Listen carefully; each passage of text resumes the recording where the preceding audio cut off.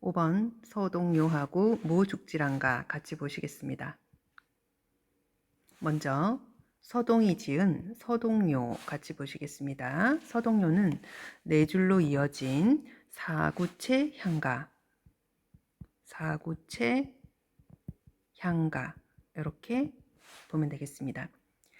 자, 선화공주님은 남그스지 얼어두고 맞둥발 밤에 몰 안고 가다. 이런 짧은 내용입니다. 자, 배경설화를 먼저 보면은 백제 30대 무왕의 이름은 장이다. 과부인 어머니와 연못의 용 사이에서 태어났는데 어려서부터 말을 캐어 생활을 해서 서동이라고 불렀다. 그래서 서동이라는 말은 말을 캐는 아이 이런 뜻입니다.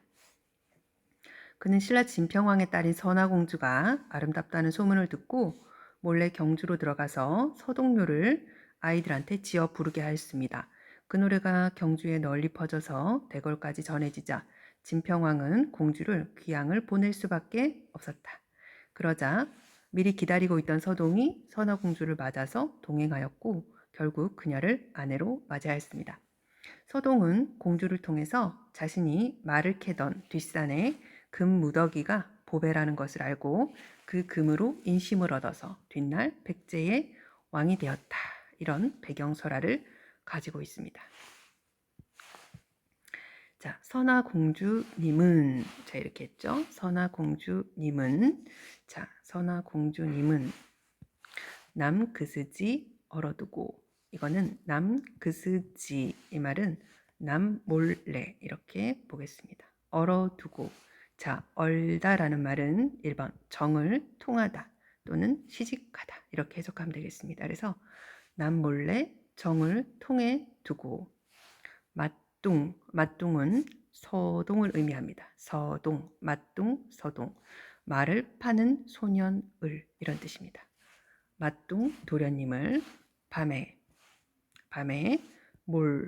몰래 안고 가다 이런 뜻이 되겠습니다. 그래서 자 우리 두 번째 줄에서 네 번째 줄까지는 참소의 내용이다. 자 우리 참소라고 하는 것은 다른 사람을 모함하는 내용이다. 이렇게 우리가 이해를 해볼 수가 있습니다.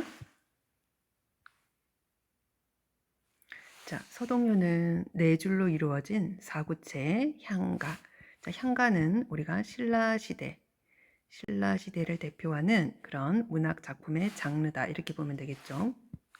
성격은 참요적, 민요적, 동요적 이렇게 하면 되는데 여기서 참요라고 하는 것은 아까 나왔던 것처럼 참소하다, 상대방을 모함하는 내용이다. 이렇게 우리가 볼 수가 있습니다. 자, 주제는 선화공주의 은밀한 사랑, 선화공주에 대한 연모의 정. 자, 표현법을 보겠습니다. 서동이 자신의 소망을 선화공주가 실제 행한 것처럼 표현했기 때문에 주객전도된 표현이다. 이렇게 보면 되겠고, 특징은 참요로서 예언하는 노래 또는 참소하는 노래 이렇게 보겠습니다. 자, 문학사적 의는 1번 현재까지 전하는 가장 오래된 향가이다. 자, 민요가 사구체 향가로 정착한 노래이다. 향가 중에서 유일한 동요이다. 이렇게 볼 수가 있습니다. 자, 우리 두 번째 작품은 드고의 모죽지랑가가 되겠는데 자, 여기서 죽지랑이라는 화랑을 추모하는 내용이다. 이렇게 보면 되겠습니다. 추모라고 하는 거는 죽지랑이 이미 죽었다는 내용이 되겠죠. 그래서 모죽지랑가, 죽지랑을 추모하는 노래. 드고가 지었다. 이렇게 보면 되겠죠. 자, 모죽지랑가는 모두 8줄로 이루어진 팔구체 향가가 되겠습니다. 팔구체 향가. 간봄 못 오리매 이랬습니다. 간봄. 자, 봄이 가버렸으니까 자, 봄이라고 하는 거는 죽지랑이 살아 있었던 때인데 이미 가버렸다 이런 뜻이 되겠습니다. 지나간 봄, 못 오림에 돌아오지 못하니 모달 기즈샤 우롤 이 시름 이랬습니다. 모달 기즈샤 살아 계시지 못하여 우롤 이 시름, 울어 말라버릴 이 시름. 자, 죽지랑에 대한 추모의 정을 표현하면서 시름에 젖어 있는 그런 모습입니다. 모담곧 발기시온이라고 했습니다. 전각을 밝히오신 모담곧, 자, 전각 또는 궁궐. 전각을 밝히오신, 궁궐을 밝히오신, 지지해 해나잠 헐리저 이렇게 말했습니다. 지지, 이거는 모습이라는 뜻이 되겠습니다. 해나잠, 해가 갈수록 헐리저, 헐어가도다 이렇게 말했습니다. 자, 세월의 무상감을 나타내고 있는 모습이다. 자, 정각을 밝힐 정도로 굉장히 아름다운 모습이었는데 그 모습이, 죽지랑의 모습이 해가 갈수록 점점 헐어가는구나 이런 뜻이 되겠습니다. 눈이 도랄 없이 겨옷 맛보기 어띠 이루아리 이렇게 말했습니다. 눈이 도랄 없이 겨옷. 자, 눈에 도름 없이 저를 맛보기, 만나보기, 어띠 이루아리, 어찌 이루리 이렇게 하면 되겠죠? 자, 이건 두 가지로 해석이 할 수가 있는데 1번 눈물을 흘리지 않고서 또는 눈을 돌리지 않고서 죽지랑을 어찌 만날 수 있겠습니까? 2번 눈 돌이킬 사이에, 이 말은 잠깐 동안에나마 만나 뵙도록 지으리이다. 만나 뵙고 싶다. 이렇게 이야기할 수가 있겠죠. 낭이여. 자, 낭은 화랑이었던 죽지랑을 부르는 말이 되겠습니다. 낭이여 그릴 마잠에 즉 여울길 다보찍 구러의 잘밤 이샤리 이렇게 말했습니다. 자, 그리는 마잠에, 그리는 마음, 죽지랑을 그리워하는 마음에 즉 여울길, 모습이 가는 길, 다보짓 구러에, 다보짓 구러, 이거는 다복 쑥이 우거진 무덤 정도로 해석하겠습니다.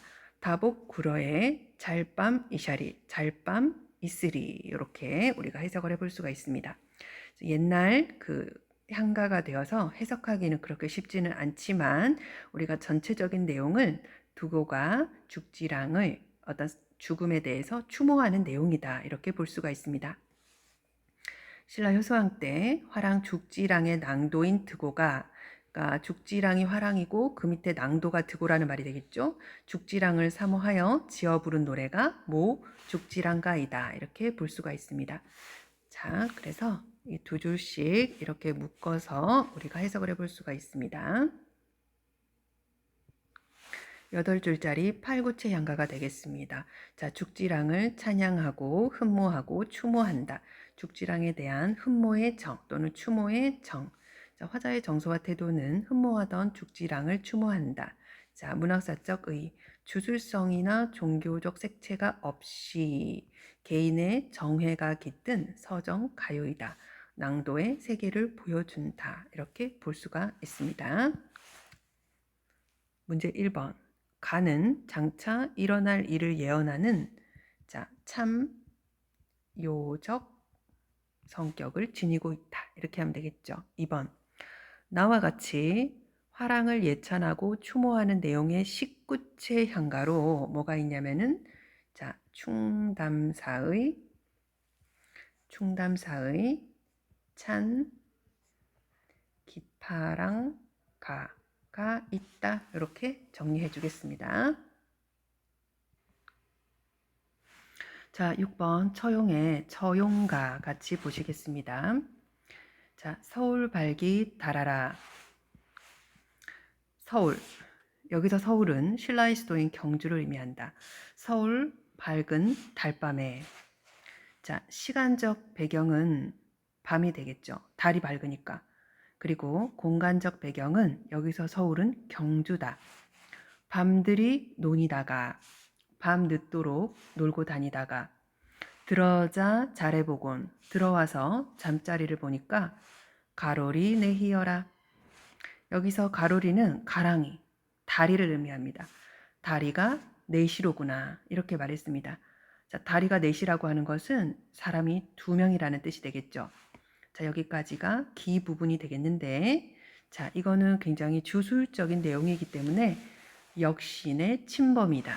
자, 우리 역신이라고 하는 것은 어떤 전염병을 옮기는 귀신 정도로 생각하면 되겠죠. 두불은 내 해였고 두불은 누기 행고 이렇게 말했습니다. 자, 두불은 둘은 내 아내의 것이지만은 자, 가랑이 4개라 그랬죠. 자, 2개는 내 아내의 것이지만은 두불은 누기 행고. 자, 2개는 누구의 것인가? 여기서 자, 누기행고. 여기서 누구의 것은 역신의 다리라고 우리가 해석해 볼 수가 있습니다. 자, 대상에 대한 의문을 제기하고 있다. 여기서 의문형으로 제시되고 있죠. 둘은 내 아내의 것인데 둘은 누구의 것인가? 본데 내에다 말하난 본디 내 것이었지만은 아자날 어띠하리꼬. 아자날 이 말은 빼앗다, 빼앗기다 이런 뜻이 되겠습니다. 빼앗긴 것을 어찌 하리꼬, 어찌 하겠느냐 이렇게 말했습니다. 마지막 부분에 처형이 어떤 체념하는 내용, 관용을 베푸는 내용으로 마무리가 되고 있습니다. 자, 우리 배경설화를 같이 한번 읽어보겠습니다. 신라 헌강왕이 개운포에 놀러 갔는데 갑자기 하늘이 깜깜해졌다. 옆에 있던 일관이 동해 용왕을 위하여 좋은 일을 하면 될 것이라고 해서 왕이 절을 지어주겠다고 하였더니 날이 다시 밝아졌다. 이에 동해 용왕이 나타나서 왕에게 살해하고 한 아들 처용에게 서라벌로 가서 왕의 정치를 돕도록 하였다. 왕은 미녀를 골라서 처용의 아내를 삼게 하고 벼슬도 내렸다. 그런데 어느 날 밤 처용이 집에 돌아와 보니까 아내에게 역신이 침범해 있었다. 이 말은 어떤 전염병으로 인해서 병이 들었다. 이렇게 우리가 해석해 볼 수가 있습니다. 그래서 처용이 이 노래를 부르고 물러났더니 역신이 감복하여 처용에게 사과하고 앞으로는 처용의 얼굴이 있는 곳에는 침범하지 않겠다고 약속을 하였다. 그 후 사람들은 처용의 얼굴 그림을 문에다 붙여서 역신의 침범을 막게 했다. 그래서 전염병이 침범하지 못하도록 처용의 그림을 부적처럼 붙였다. 이런 뜻이 되겠습니다. 자, 우리 역신이 처용의 아내를 침범하고 있는데 처용이 역신이 아내를 침범한 것을 보았죠. 그 모습을 보고 관용을 베푸니까 그의 역신이 감복을 해서 물러났다. 이런 내용으로 이루어져 있습니다. 자, 8줄로 이루어진 팔구체 향가 그리고 주술적. 자, 주제는 아내를 범한 역신을 물러나게 했다. 전승 과정 보시겠습니다. 향가 처용가에서 고려가여 처용가, 조선의 궁중 무용인 처용무로 이어지고, 자, 김춘수의 현대시 처용 단장, 김소진의 현대 단편 소설 처용 단장으로 이어지는 모습을 보입니다. 배경설화에 나타난 처용과 역신에 대한 해석. 자, 처용을 1번 동해 용왕을 모시는 무당으로 보는 관점, 2번 지방 호족의 아들로 보는 관점, 3번 이슬람 상인으로 보는 관점, 이렇게 3가지가 있고 역시는 역병을 의미한다. 1번 현재까지 전하는 신라 향가의 마지막 작품이다. 2번 구지가와 해가로부터 이어지는 주술시가의 맥을 잇고 고려가여 처용가의 모태가 된다. 3번 벽사진경, 이 말은 사악한 귀신을 물리치고 경사를 맞아들인다, 이런 뜻이 되겠습니다. 벽사진경의 민속에서 형성된 무가이다. 무가는 무당들이 부르는 그런 노래를 의미합니다. 고려가요 처용가의 향가 처용가와 똑같은 구절이 한글로 표기되어서 전함으로써 향차를 해독하는 단서가 된다. 이런 의의를 보이고 있습니다. 자, 문제 1번. 이 작품은 모죽지랑가와 함께 8줄로 이루어진 팔구체 향가이다. 이렇게 볼 수가 있고, 2번. 이 작품의 주제는 축사. 자, 귀신을 쫓는다 또는 벽사 진경, 이렇게 정리를 해주면 되겠습니다. 3번. 이 작품에서 마지막 구에서 처용의 태도는 체념적 또한 관용적 자세, 이렇게 정리를 해주면 되겠습니다.